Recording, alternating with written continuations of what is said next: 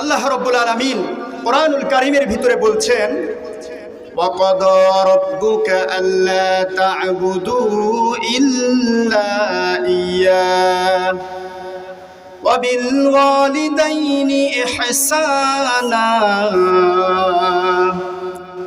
إِمَّا يَبْلُغَنَّ عِندَكَ الْكِبَرَ أَحَدُهُمَا أَوْ كِلَاهُمَا فَلَا تَقُل لَّهُمَا أُفٍّ وَلَا تَنْهَرْهُمَا وَقُل لَّهُمَا قَوْلًا كَرِيمًا।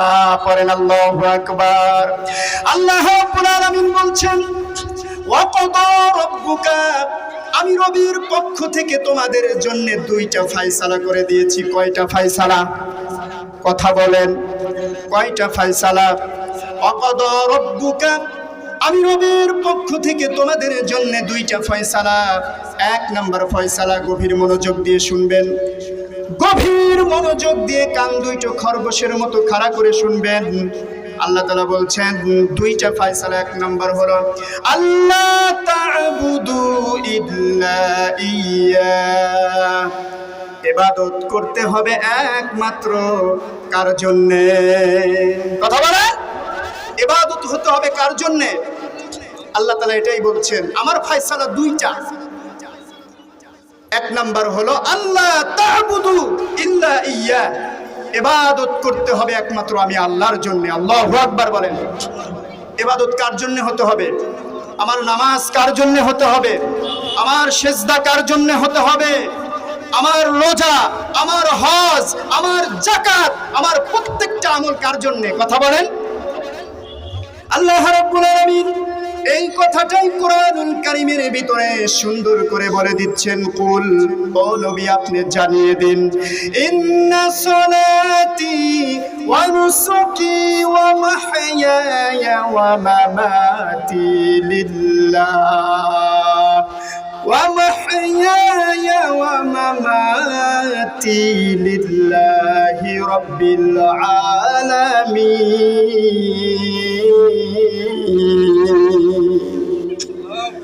নবীজি আপনি জানিয়ে দিন, ইন্না সলাতি, নিশ্চয় আমার নামাজ, ওয়া নুসুকি আমার কুরবানি, ওয়া মাহইয়ায়া ওয়া মামাতি আমার জীবন আমার মরণ সবকিছু লিল্লাহি রাব্বিল আলামিন। সবাই পড়েন, লিল্লাহি রাব্বিল আলামিন। সব কিছু হতে হবে একমাত্র আল্লাহর জন্য। কথা বলেন ঠিক কিনা? আমার জীবনের সবকিছু কার জন্য বলেন? আল্লাহর জন্য। আল্লাহ এটাই বলছেন, ওয়াকাদা রাব্বুকা, আমি রবের পক্ষ থেকে তোমাদের জন্য দুইটা ফয়সালা। এক নাম্বার হলো ইবাদত হতে হবে একমাত্র আমি আল্লাহর জন্য। দ্বিতীয় নাম্বার ফয়সালা, গভীর মনোযোগ দিয়ে শুনবেন। দ্বিতীয় নাম্বার ফয়সালা, ওয়াবিল ওয়ালিদাইনি ইহসানা। দ্বিতীয় নাম্বার ফয়সালা, আল্লাহ রাব্বুল আলামিন বলছেন, ওয়াবিল ওয়ালিদাইনি ইহসানা, তোমাদেরকে মা বাবার প্রতি ইহসান হতে হবে। মা বাবার প্রতি ইহসান হতে হবে। এক নাম্বার দেখেন, দুইটা ফয়সালা আল্লাহ বললেন। প্রথমে বললেন ইবাদত হতে হবে কার জন্য? কথা বলতে হবে কার জন্য? দ্বিতীয় নাম্বারে বলছেন মা বাবার প্রতি ইহসান হতে হবে।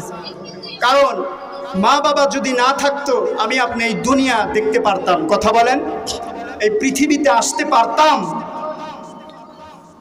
মা বাবার কারণে আপনি এই পৃথিবীতে এসেছেন। এই পৃথিবীর এত সুন্দর অপরূপ লীলাভূমি, স্রষ্টার সৃষ্টি দেখলে প্রাণটা জুড়িয়ে যায়, হৃদয় বিগলিত হয়ে যায়।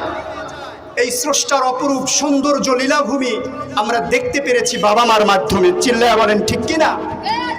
এজন্য আল্লাহ বলছেন আমার দ্বিতীয় ফয়সালা, ওয়াবিল ওয়ালিদাইনি ইহসানা, পিতামাতার প্রতি আমাদেরকে ইহসান হতে হবে। এবার আসুন আমরা একটু ইহসান নিয়ে ব্যাখ্যা করি। ইহসান বলতে কি বোঝায়? একটু তাফসীর শুনতে রাজি আছেন? শুনবেন তো নাকি? ইহসান কাকে বলে? ইহসান হলো আমি আপনি যখন এই পৃথিবীতে আসলাম, ছোট্ট একেবারে ছোট্ট শিশু, কথা বলতে পারি না, আমার পাটা জমিনের উপরে খাড়া করতে পারি না, দাঁড়াতে পারি না, মনের আকুতি মিনতি কাউকে বোঝাতে পারি না, ওই সময়টা হলো সবচেয়ে নিঃস্ব অসহায়, ঠিক কিনা? একজন মানুষ যখন, একটা বাচ্চা যখন পৃথিবীতে ভূমিষ্ঠ হয়, সবচেয়ে নিঃস্ব, সবচেয়ে অসহায়, সে কিছুই করতে পারে না, মনের দুঃখ কষ্টগুলো কাউকে বলতে পারে না, কারণ তার জবানে এখনো ভাষা নাই, ঠিক কিনা? এতটা নিঃস্ব অসহায় অবস্থায়, বলেন তো কোনোদিন মা বাবা আমার আপনার উপরে বিরক্ত হয়েছে? কথা বলেন, বিরক্ত হয় না। আমার আপনার উপরে ইহসান করেছে, করম করেছে, দয়া করেছে, সহানুভূতিশীল দেখিয়েছে। আল্লাহ তাআলা এটাই এই আয়াতের ভিতরে বুঝাতে চাচ্ছেন, হে আমার বান্দা বান্দীরা, তোমরা যখন পৃথিবীতে আসলাম সব চাইতে নিঃস্ব ছিলা, অসহায় ছিলা, তোমাদের মনের ভাষাগুলি কাউকে বুঝাতে পারতা না, শুধু কান্না করতা, তোমার জবানে কোনো ভাষা ছিল না, জমিনের উপরে তুমি দাঁড়াতে পারতা না, কোনো কথা বলতে পারতা না। তোমার ওই নিঃস্ব অসহায় অবস্থায় তোমার মা বাবার উপরেও তোমাকে ঠিক তেমনি ইহসান করতে হবে। বলেন আল্লাহু আকবার। ইহসানের এক নম্বর ব্যাখ্যা পাইলেন তো নাকি? এবার আসুন আমরা দ্বিতীয় ব্যাখ্যায় যাই। আল্লাহ তাআলা তার পরের আয়াতেই বলছেন, আল্লাহ রাব্বুল আলামিন বলছেন, ইম্মা ইয়াবলুগান্না ইনদাকাল কিবারা আহাদুহুমা আও কিলাহুমা ফালা তাকুল লাহুমা উফফি ওয়ালা তানহারহুমা وقل لهما قولا كريما। পড়েন আল্লাহু আকবার। আল্লাহ রাব্বুল আলামিন বলছেন, তোমার বাবা মা যখন বার্ধক্যে উপনীত হয়ে যাবে, বৃদ্ধ বয়সে যখন উপনীত হয়ে যাবে, তুমি ছোট থাকতে, তুমি শিশু থাকতে যেটুকু তুমি নিঃস্ব ছিলে, অসহায় ছিলে, তোমার বাবা মা বৃদ্ধ হওয়ার পরেও তারা অসহায় হয়ে যাবে, ঠিক কিনা? জোরে বলেন।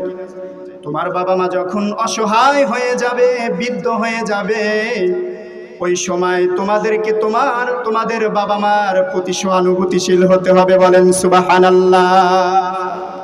কেমন সহানুভূতিশীল হতে হবে? আল্লাহ বলছেন, ফালা তাকুল লাহুমা উফ, তোমার বাবা মার আচরণে যেন তোমরা সাবধান, কখনো উফ শব্দটাও না বলো। আল্লাহু আকবার বলেন। উফ শব্দও যেন তোমার মুখ থেকে উচ্চারণ হয় না। আরে সন্তান, তুমি যখন ছোট ছিলা, কথা বলতে পারতা না, মায়ের বুকের উপরে তুমি পেশাব করেছো, পায়খানা করেছো, গভীর শীতের রাত্রিতে, কনকনে শীতের রাত্রিতে আমার মা আমার বাবা কখনো আমাকে ছুঁড়ে ফেলে দেয় নাই। কথা বলেন ঠিক কিনা? আমাকে কখনো বৃদ্ধাশ্রমে রেখে আসে নাই।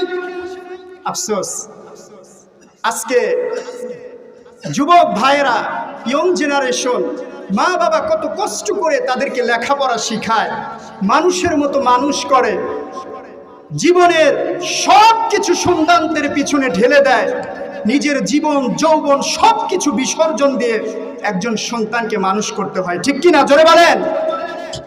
কিন্তু সেই সন্তান যখন সুশিক্ষায় শিক্ষিত হয়, ইস্টাবলিশ হয়ে যায় সমাজে, যখন তার একটু সোসাইটি, তার নাম ডাক যশ খ্যাতি যখন বেড়ে যায়, তার সাথে আর মা বাবা যায় না, মা বাবাকে রেখে আসে বৃদ্ধাশ্রমে। কথা বলেন ঠিক কিনা? এই বাংলার জমিনে বৃদ্ধাশ্রম আছে না নাই? কথা বলেন। মা বাবাকে বৃদ্ধাশ্রমে রেখে আসে। ছেলে আমার মস্ত মানুষ, মস্ত অফিসার, মস্ত ফ্ল্যাটে যায় না দেখায় পারে ও পার, নানান রকম জিনিস আর আসবাব দামি দামি, সবচেয়ে কম দামি ছিলাম একমাত্র আমি।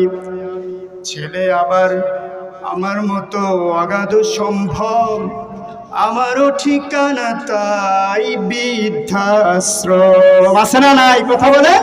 সন্তান বাবা মাকে বাড়ি ঘরে রাখে না, তার সোসাইটির সাথে যায় না, বাবা মাকে রেখে আসে বৃদ্ধাশ্রমে। কপাল পোড়া সন্তান, দুর্ভাগা সন্তান।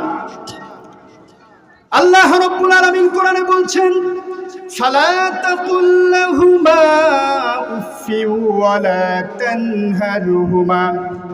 ও সন্তান, বাবা মা যখন বার্ধক্যে উপনীত হয়ে যাবে, বাবা মার কোনো আচরণে কষ্ট পেয়ে যেন সাবধান তুমি উফ শব্দটাও না বলো।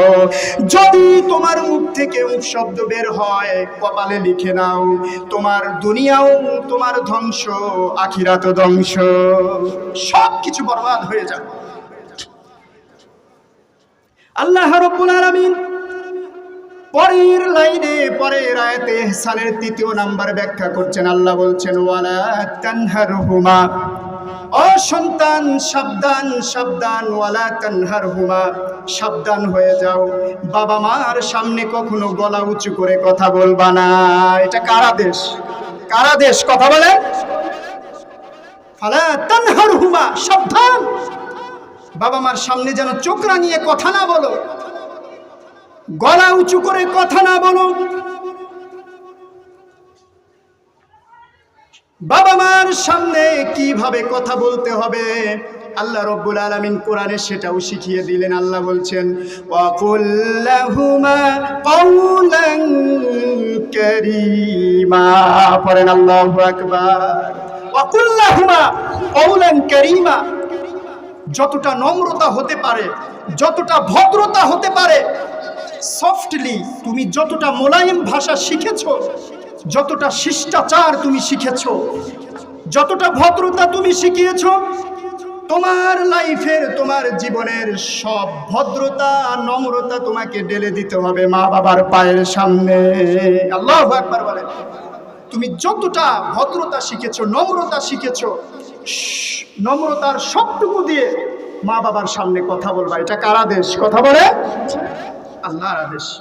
কিন্তু আমার সমাজে এমন কিছু যুবক পাওয়া যায়, এমন কিছু মানুষ আপনি পাবেন, বাহিরে বের হবে, অন্যান্য মানুষের সাথে, সোসাইটির লোকদের সাথে খুব সুন্দরভাবে কথা বলে, মিষ্টি ভাষা, চমৎকার ভাষা, কিন্তু সে যখন বাড়িতে ঢোকে, বাবা মার সামনে তার গলার স্বরটা পাল্টে যায়। এরকম হতভাগা, কুলাঙ্গার, দুর্ভাগা সন্তান এ জমিনে আছে না নাই? কথা বলে।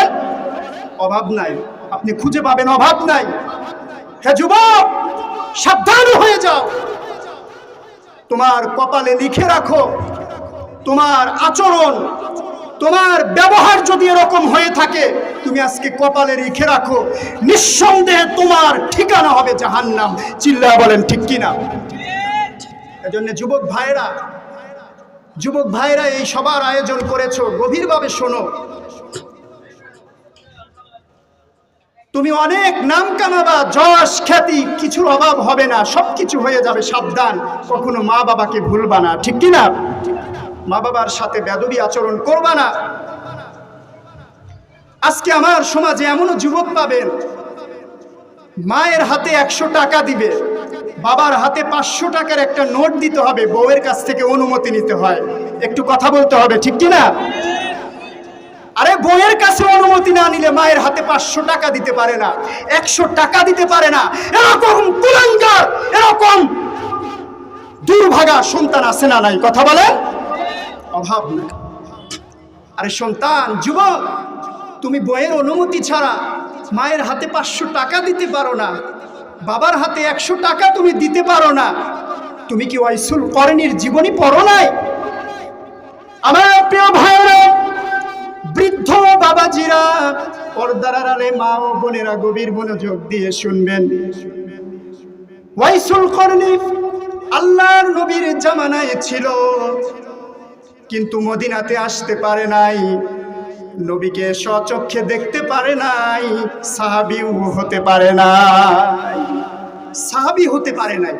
সাহাবী হওয়ার জন্য শর্ত হলো বিশ্বনবী রহমাতুল্লিল আলামিনকে স্বচক্ষে দেখতে হবে, নবীর সান্নিধ্যে থাকতে হবে, স্বচক্ষে দেখতে হবে। ওয়াইসুল করণী সে দূরে থাকতো, মদিনাতে আসতে পারে নাই, বিশ্বনবীকে স্বচক্ষে দেখতে পারে নাই। একটু কথা বলবেন, মাথা নাড়বেন, তাহলে আমি বুঝবো আপনারা বুঝতেছেন। ওয়াইসুল করনি বিশ্বনবীর কাছে চিঠি লিখলেন, ওগো নবীজি, আমি তো মদিনায় আসতে চাই, আপনার সান্নিধ্যে থাকতে চাই, আপনাকে দেখতে চাই, কিন্তু আমার একটা বৃদ্ধা মা আছে, আমার মার আমি ওয়াইসুল করনি ছাড়া আর কেউ নাই। আল্লাহু আকবার বলেন। নবীজি চিঠির উত্তরে লিখে দিলেন, ওয়াইসুল করনি, তোমাকে মদিনাতে আসতে হবে না, তুমি তোমার মায়ের খেদমত করো। তুমি যদি তোমার মায়ের সন্তুষ্টি অর্জন করতে পারো, আমি বিশ্বনবী তোমার উপরে সন্তুষ্ট হয়ে যাব। আল্লাহু আকবার বলেন। শুধু আমি বিশ্বনবী নয়, স্বয়ং আল্লাহ তোমার উপরে সন্তুষ্ট হয়ে যাবে। ওয়াইসুল করনি মদিনাতে আসে নাই, মায়ের খেদমত করেছে, সাহাবী হতে পারে নাই। সাহাবী একটু ভালো করে ভাবেন, সে তাবির রাসূলের জামানায় থাকা সত্ত্বেও মায়ের খেদমতে থাকার কারণে মদিনাতে আসতে পারে নাই, সাহাবী হওয়ার গৌরব অর্জন করতে পারে নাই। ওয়াইসুল করনি সাহাবী হওয়াকে স্যাক্রিফাইস করেছে, আর তুমি সন্তান কুলাঙ্গার, মায়ের হাতে 100 টাকা দিতে পারো না, বাবার হাতে তুমি 500 টাকা দিতে পারো না। বাবার হাতে মায়ের হাতে টাকা দিতে হলে তোমার বোর কাছ থেকে অনুমতি নিতে হয়। তুমি কপালে লিখে রাখো, তোমার মতো কুলাঙ্গার দুর্ভাগা আসমানের নিচে জমিনের উপরে আর একটাও নাই। ঠিক কিনা জোরে বলেন। সম্মানিত ভাইরা, একটু গভীর মনোযোগ দিয়ে শুনবেন। এজন্য আল্লাহ রাব্বুল আলামিন বলছেন, ইহসানের 4th নাম্বার ব্যাখ্যা পরের আয়াতে আল্লাহ তাআলা বলছেন, ওয়াকফিদ লাহুমা জানাহাজ যুল্লি মিনার রাহমাতি ওয়া কুর রাব্বির হামহুমা কামা রাব্বায়ানি সগীরা। পড়েন আল্লাহু আকবার। আল্লাহ তাআলা ইহসানের 4th ব্যাখ্যা করছেন, ওয়াকফিদ লাহুমা জানাহাজ যুল্লি মিনার রহমা। ও সন্তানেরা, তুমি তোমার মা বাবার পায়ের সামনে রহমতের চাদর বিছিয়ে দাও। তুমি যদি তোমার সমস্ত সম্পদ সব কিছু যদি মা বাবার পায়ের নিচে ঢেলে দিতে পারো, আমার আপনার জীবনকে উজালা করে দিবে কে? কথা বলেন। আমার প্রিয় ভাইয়েরা, গভীর মনোযোগ দিয়ে শুনবেন। আল্লাহ রাব্বুল আলামিন বলছেন, তোমার জীবনের যত অর্জিত সম্পদ সব কিছু মা বাবার পায়ের সামনে ঢেলে দাও। তুমি যদি তোমার সমস্ত কিছু মা বাবার পায়ের নিচে ঢেলে দিতে পারো, তোমার জীবনকে আমি আল্লাহ উজালা করে দিব। সব কিছু ঢেলে দাও।